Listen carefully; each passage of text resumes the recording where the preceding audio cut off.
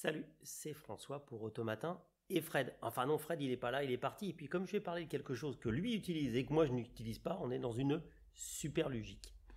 Le régulateur et la consommation.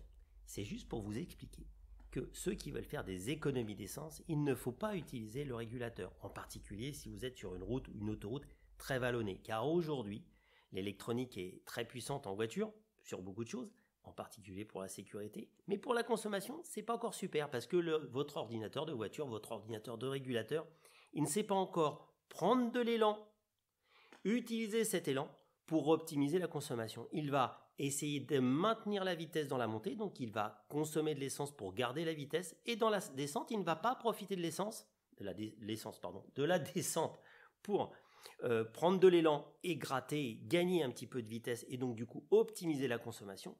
Il va rester juste à la bonne vitesse, il va quasiment freiner, ce qui n'est pas le plus intelligent.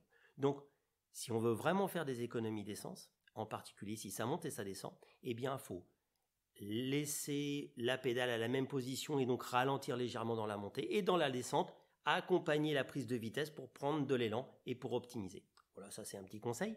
Et la deuxième chose, c'est que le régulateur, maintenant il y a des adaptatifs qui reconnaissent les panneaux, mais ça c'est pour les gens qui ont des voitures de luxe ou de dernière génération ou électriques, donc comme ça ils sont sûrs de tomber en panne. Non, ça c'est du mauvais esprit contre les voitures électriques.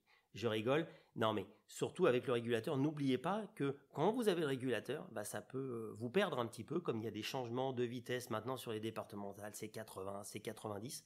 Donc n'oubliez pas que quand vous avez le régulateur, il faut quand même regarder les panneaux de vitesse.